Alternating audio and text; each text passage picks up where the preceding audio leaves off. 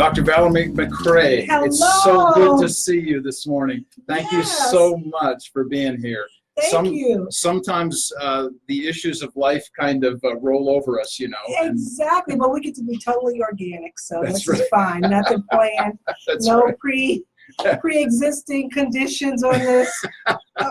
We just get to roll. Oh, we're just glad that you're here. Thank you so much for You're spending welcome. time with us. Yes. Yeah. So when we talked, you and I, we had been discussing, you know, the first thing that I saw about you is that, you know, you're a presidential candidate. But as we talked about the issues that kind of revolve around our lives, what was really fascinating to me was the work you do in psychology and some of the specific areas in which you work in psychology. So before we get to that, give us a little bit of bio so everybody knows who you are, and then we'll jump into the psychology issues. Oh, goodness. Well, you started out for me. I'm a psychologist, a clinical psychologist by trade.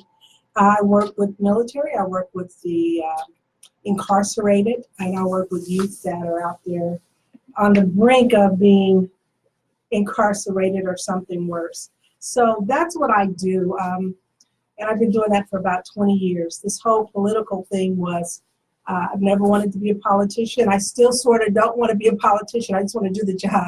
Yeah. So this is just something totally new for me. So I'm having to learn all the little details and all the little nuances of actually being a candidate, which is actually interesting. But yeah, I've been doing the psychology part for many, many years. And the thing is, you just can't treat everybody one at a time. You got to find something, a bigger way of healing, I guess we can say. That's so important, and certainly we know more and more about the areas of psychology in our culture today. Certainly something that stands out to us perhaps more in this time period than any other, only because we talk about it more, perhaps. As far as psychology? Yes. I think there is I think our lives are beginning to be more complex, and I think there are layers and layers and layers upon stress that we didn't have before. And life is not as simple as it used to be, even not having, even just the introduction of internet has introduced a lot more anxiety and stress and trauma as we speak. So it's a lot more complex these days. So I think that it is more, there is more need for psychological help or intervention or just meditation techniques or something. Everybody needs to be able to just calm down a little bit. It's really important that you mention the issue of layering, and specifically the issue of the difficulties that we face on a regular basis, just the constant pressures of life that come at us in ways in 2019 that were never true, 20 years ago even. Right, exactly. And they keep coming. I think God is testing me as well. It's like, how much can you take during this campaign? But I'm sure there's a lot more to come. But just the day-to-day, how to deal with the systems and how to deal with just finances, a lot of different things, because it's very expensive to be poor, for example. It's very expensive to have a poor credit rating. It's very expensive. So people who are struggling actually have other layers of struggles as well. Yes. So there are underlying issues for everybody, and certainly some are suffering more than others.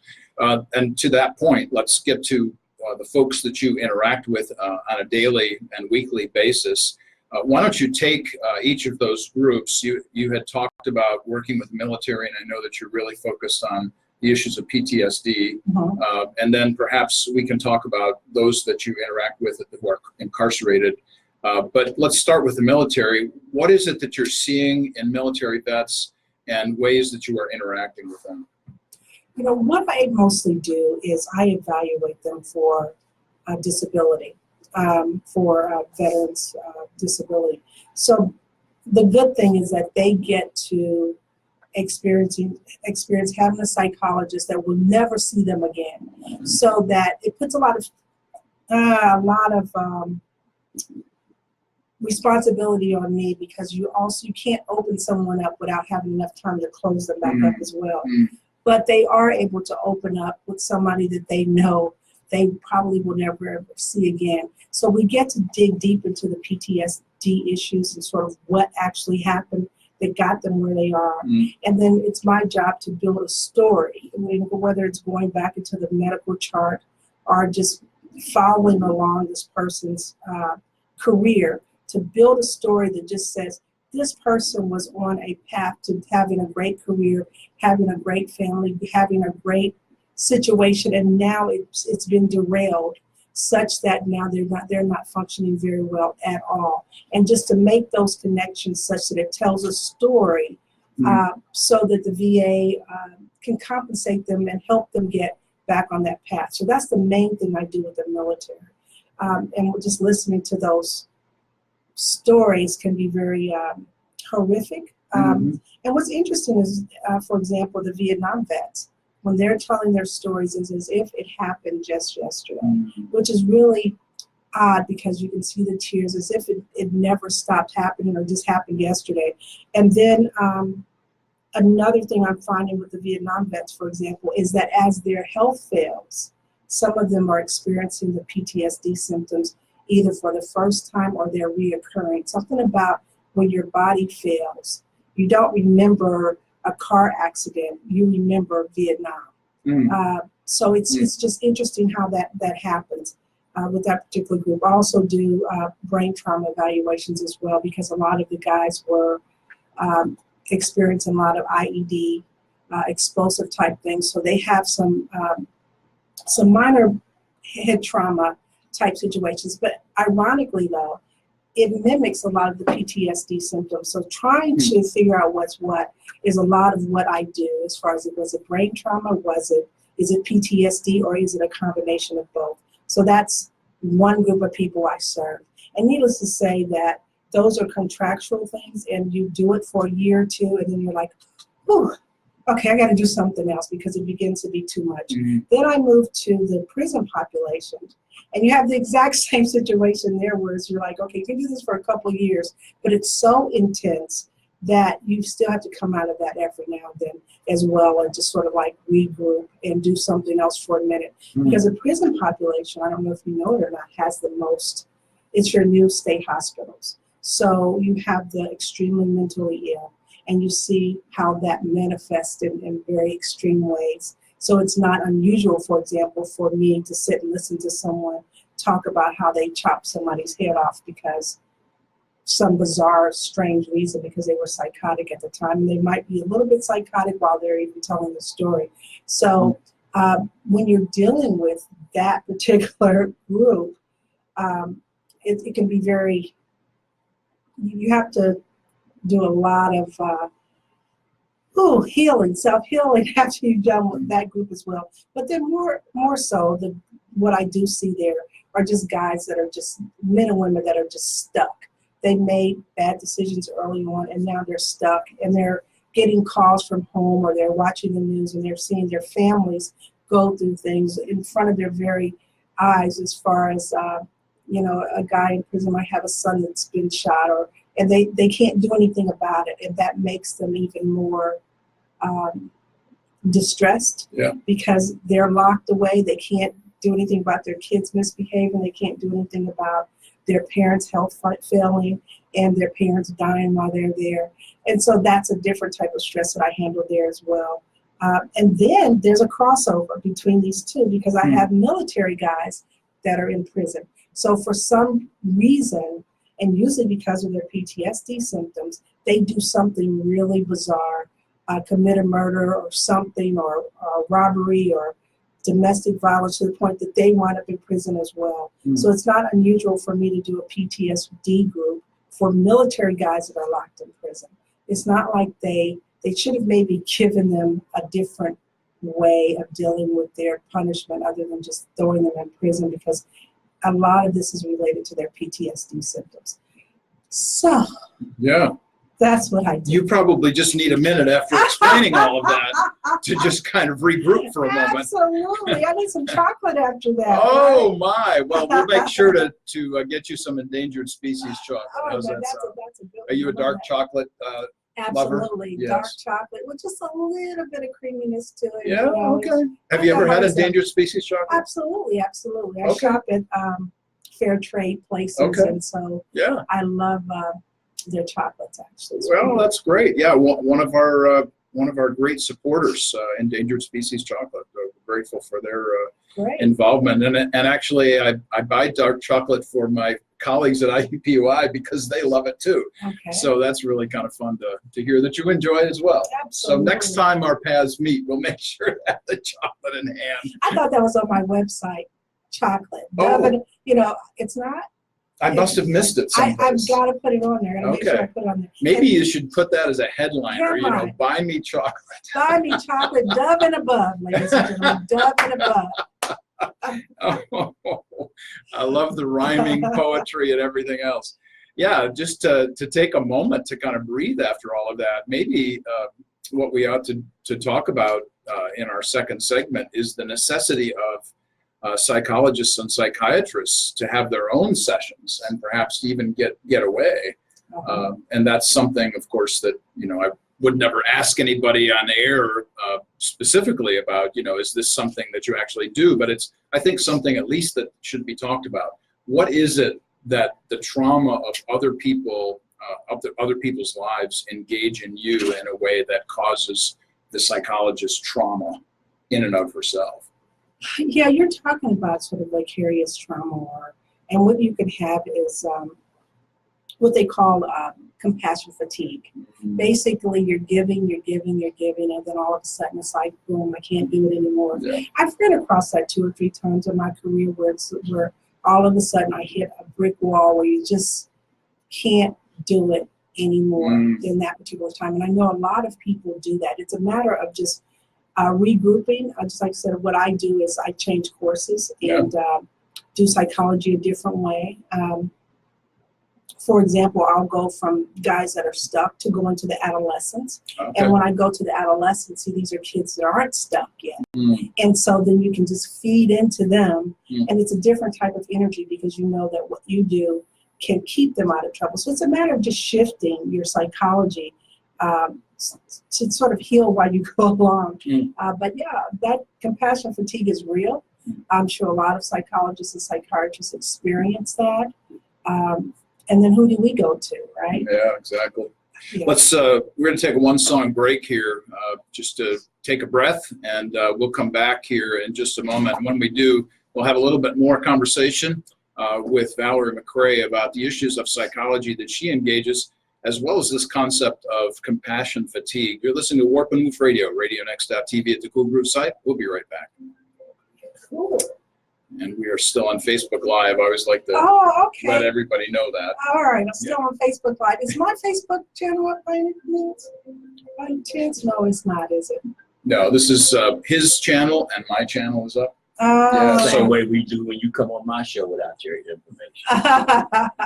What you can do later on is grab this archived. It'll be archived, and then you can grab it. And the iTunes podcast will be out later on too, and then you can deal with that as you would So like. are we live on Facebook? Yes, we are. Oh, no, hi. Yeah, there you go. All your friends and neighbors out there. Oh, I can see us. Okay, so I can't do anything bizarre.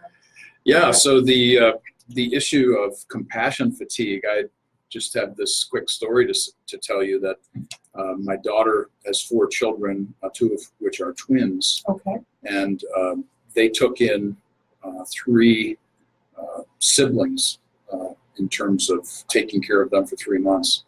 And, she's got the twins at that time were like 6 months old, and she's got at that time 6-year-old and a 3-year-old.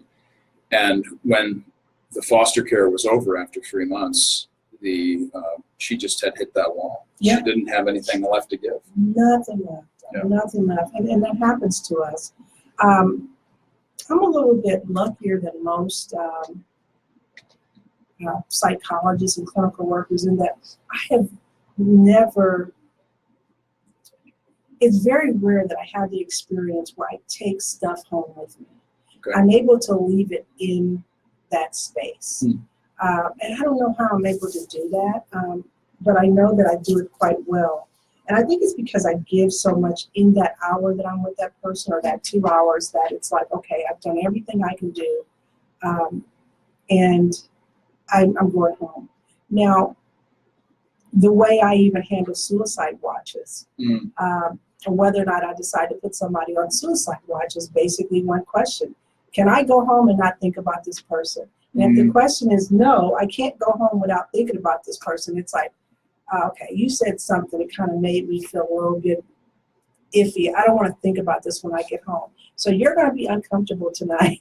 I'm going to put you on suicide watch, but I'm going to sleep well because you've taken because I've taken care of it. I don't have to worry about you. You're going to be uncomfortable. Somebody's going to be looking in and checking on you, but at least I don't have to take this home and worry about you tonight. Yeah.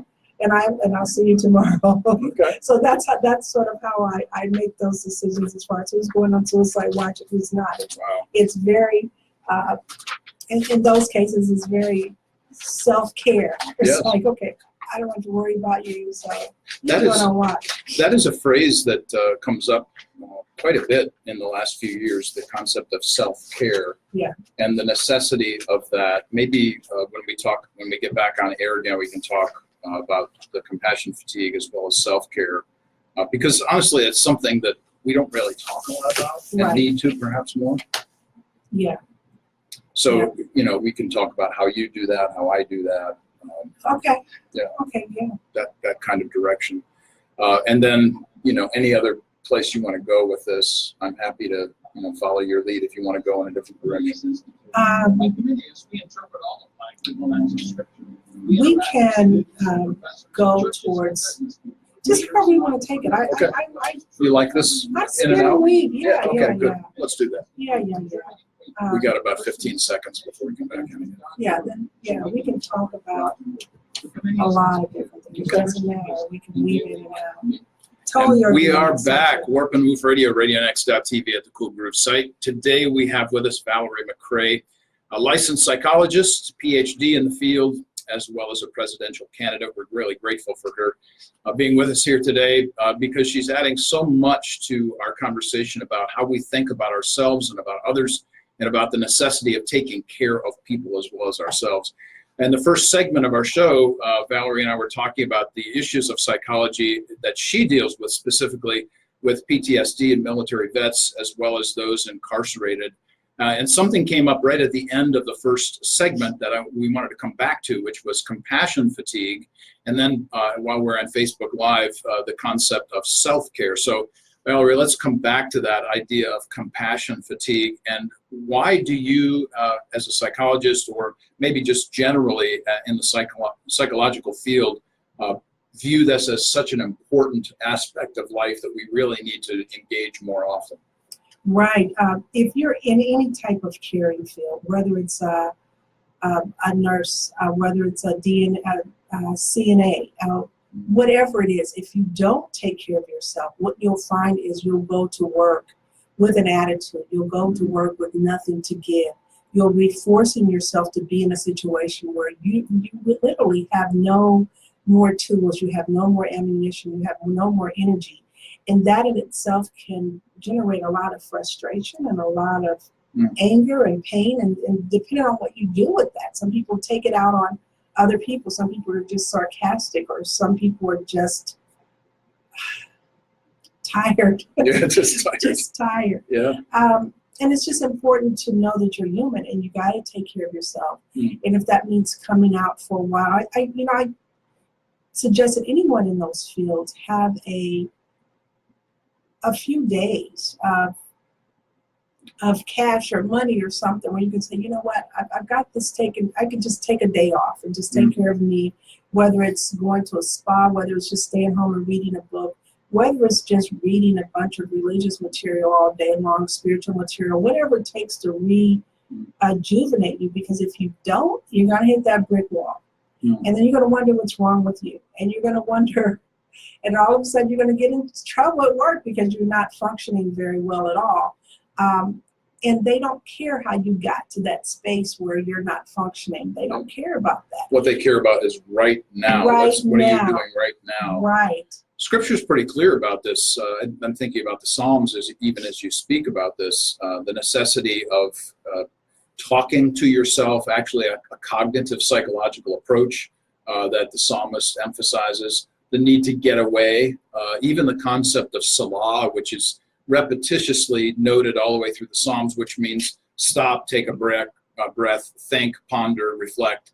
So we're constantly being reminded in the Psalms to literally break it off and come away. Yeah, you have to. You have to regroup.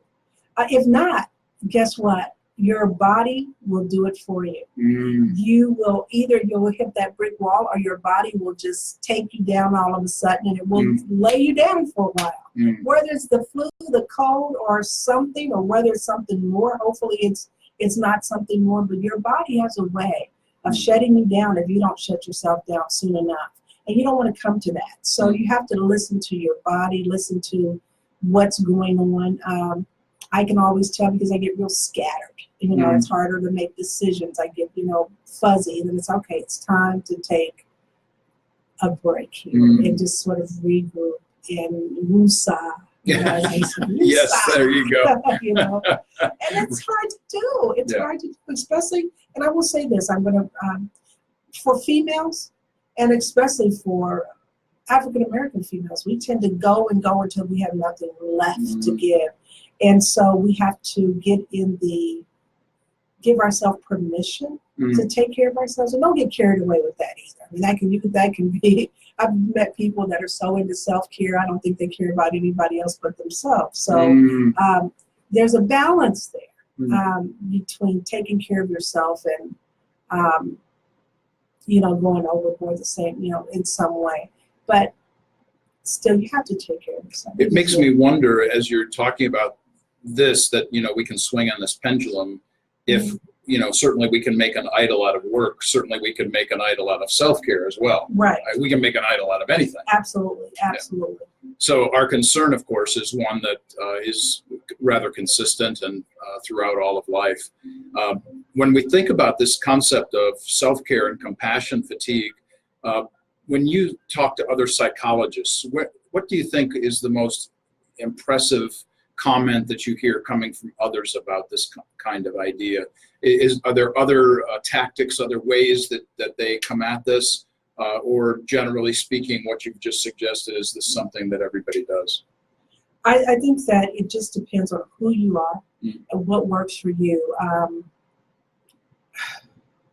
It's very hard for a psychologist, especially a clinical psychologist, that knows all the tricks. Knows all the signs, all the tricks, everything you should do to take care of yourself, because you're teaching it all day long, and we're the worst at, as a physician, heal thyself. Yeah. We're the worst as far as actually stopping to take care of ourselves. I actually don't go to a psychologist when I'm stressed out. I go to my pastor or something like that. Everybody has to have somebody.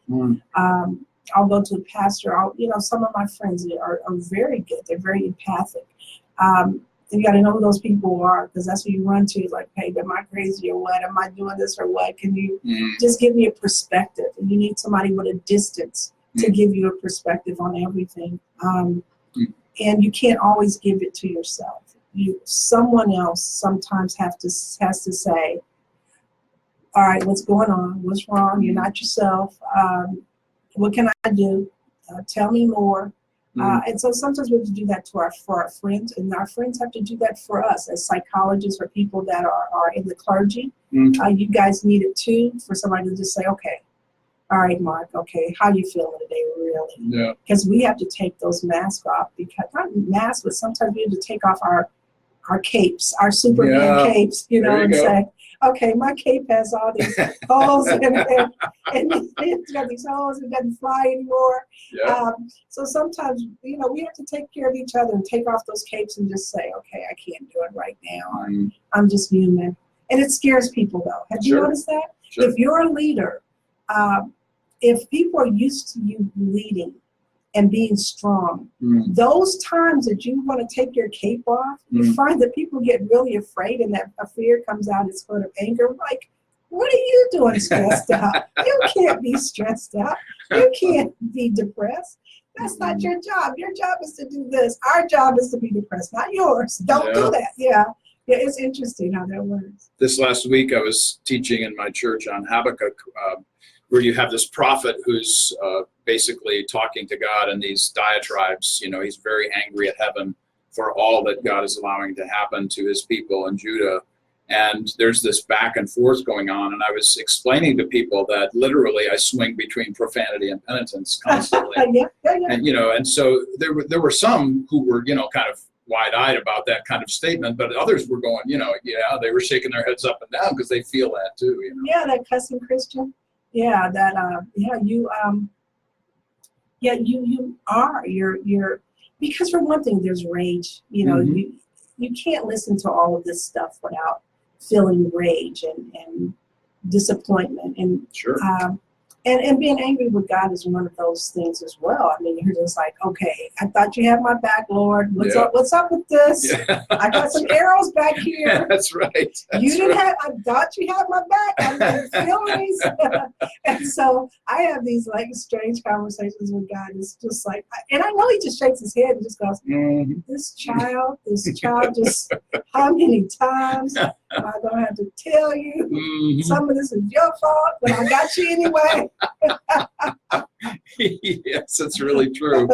Oh man, I was telling somebody just yesterday actually about the book of Job, for instance, that most scholars think that the book of Job is probably the oldest book in the Bible, and if that's true, then God is trying to get out of the way the most difficult question that everybody faces, which is why do bad things happen to good people? And if that's actually the oldest book and he takes it on first thing, it tells you an awful lot about how he's going to deal with the issues that he confronts with us. Right. When Job asked the question, how come you let this happen to me, kind of thing. Yeah.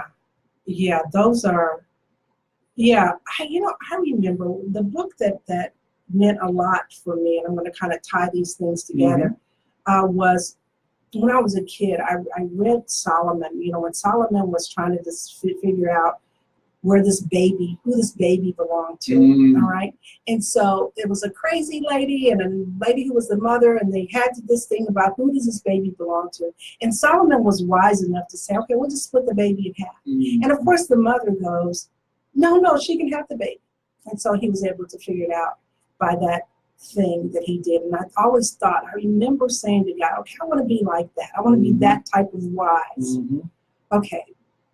Now, having said that, being that type of wise, I realize that God starts throwing you all kind of experiences that prepares you for that. And sometimes, I have those Job-like periods of time, and I'm thinking, God, you know what? I don't have to experience all this. I could really read the chapter on this. Just tell me what chapter it is. I tell you, I'll read it, I'll study it, I'll learn it backwards. I don't have to experience everything. But those Job moments, it's something. Yeah. I will say I'm blessed. I haven't lost all my family and lost all these things that Job lost, and I don't know how he was able to do that, but he was able to come back from that. Yes. That's the story. The issue of Solomon and the wisdom issues that you're bringing up here, 1 Kings 3 and 4, really just powerful statements. And I love the fact that you brought up, splitting the baby, because it really does speak to the issue of Solomon's prayer when God said, you can have whatever you want. And he said, I'll take wisdom, knowledge, and understanding. And, if there was a gasp in heaven ever, then, maybe that was it when God said, okay, that was a great answer. I'm going to give you everything else too, Right, yeah. That issue of wisdom is huge. Yeah, and I did ask for that. And I think, and I was a kid, and sometimes I'm going to take that back because I realize the wisdom comes with experience. It's like, okay, well. The issue of hardship is tough. Oh, yeah. And even going through this campaign, it hasn't been easy. And sort of, I think, and even that I'm reminded, okay, maybe you need to go backwards and remember what it feels like to struggle, so that you can be back in touch with that feeling, so that when you go forward, again, you will be able to be that candidate that still remembers. I didn't think I had forgotten, but I tell you, re-experiencing sort of the financial hardships of being that sort of a little-known candidate. People think that there's all these millions of dollars that goes with the candidates. Yes, there are with the top candidates, or the ones that are connected with that machine, whether it's a Republican machine or the DNC the Democratic machine. There's money that goes with that. But for those of us that are grassroots, there's no money that goes with that. So you're kind of doing it on your own. And so the decisions I've made going towards the campaign had left me kind of in a financial situation where it's like, okay, I got to dig myself out of this.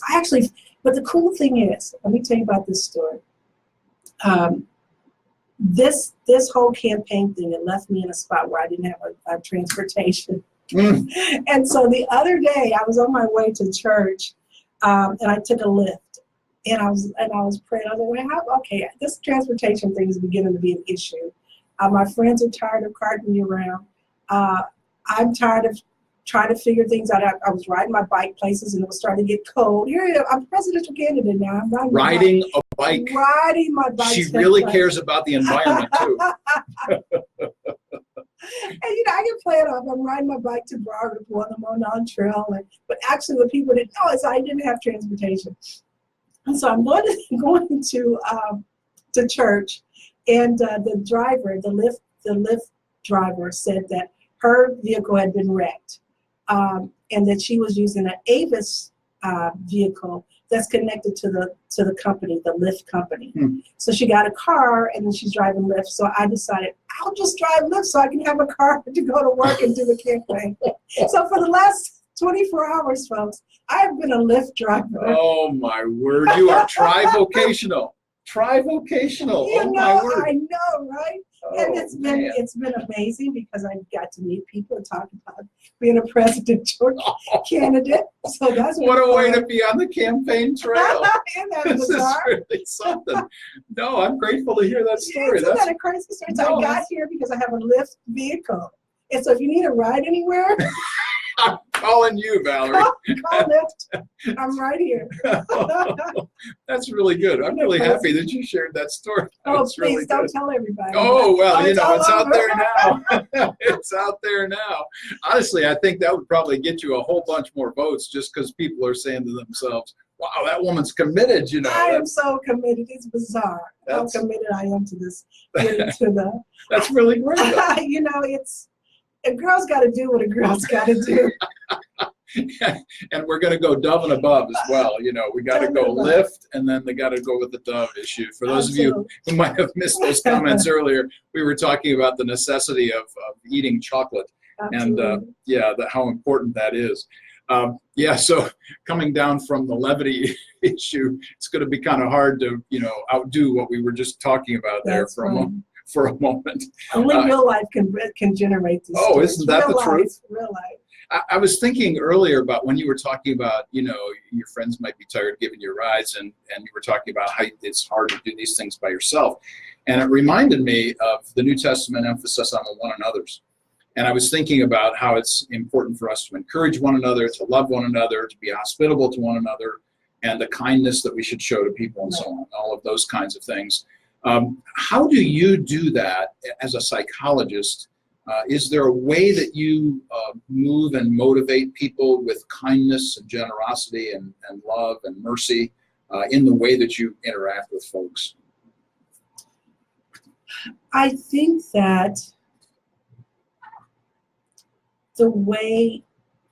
working in prisons, gives you a new perspective because it gives you an opportunity to be Jesus-like, meaning that you don't go in with any judgment and even with the worst case scenario. So you get to practice leaving your judgment behind and being able to sit in front of somebody that's committed some horrific crimes, and you can take that. If I can do this for this guy who's committed all these crimes, I can definitely do it for everyday people that have not, and just sort of taking that.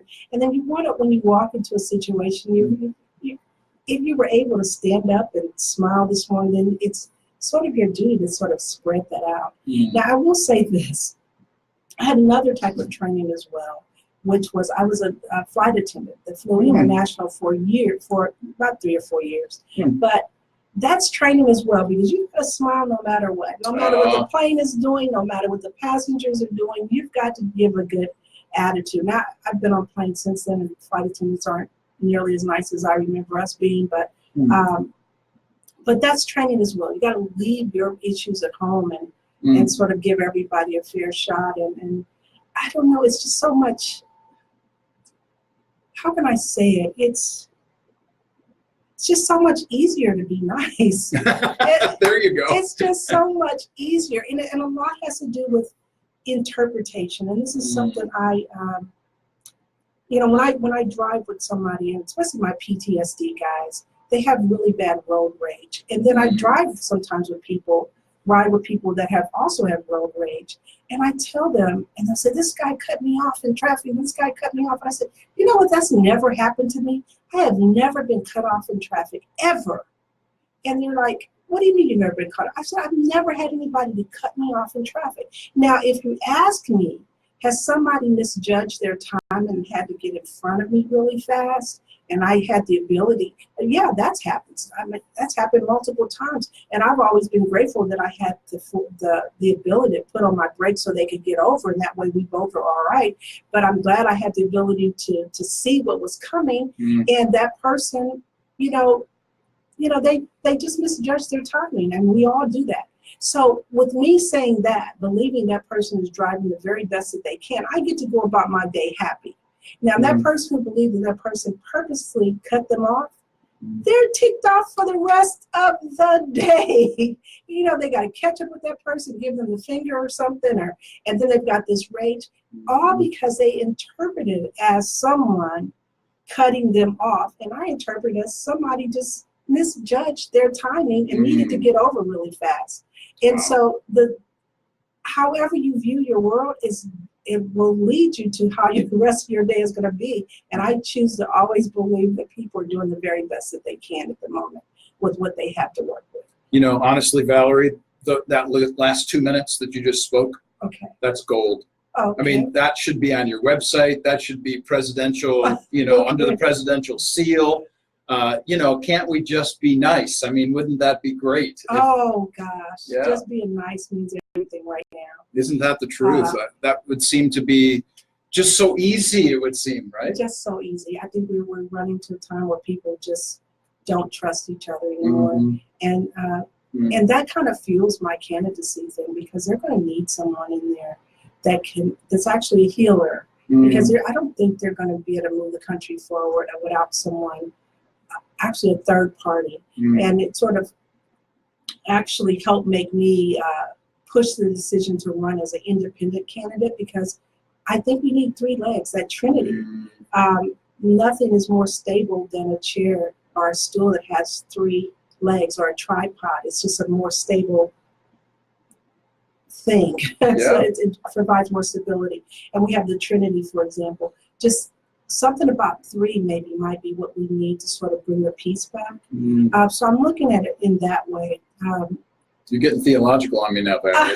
That's pretty impressive stuff right there. Yeah. This has been a really fantastic conversation, and honestly, this idea that you've suggested, just pretty obvious that we should just be nice. Frankly, I would vote for you as healer in chief. How about that? I love that. You can have that. Healer in chief. I thank you. I got it. I own it. I love that. Yes. I honestly, just sitting here with you for the last half hour plus, I'm thinking to myself, she's a psychologist. She's somebody who cares about people. She doesn't get upset when somebody cuts her off in traffic. Who is this woman anyway? It's never happened. It's never happened. Her explanation of this was fantastic. You've got to listen to this. Hit rewind later on, archived Facebook Live, and hit this again. And also on iTunes, Valerie we're going to have your stuff up later on as well. Great. So I'm going to give you 30 seconds to kind of give just a shout out to everybody, however you want that to happen. Let people know here at the end of the show. All right. Just, follow me on McCray2020.com, MCCRAY 2020.com. Just follow our campaign and just say hello, volunteer.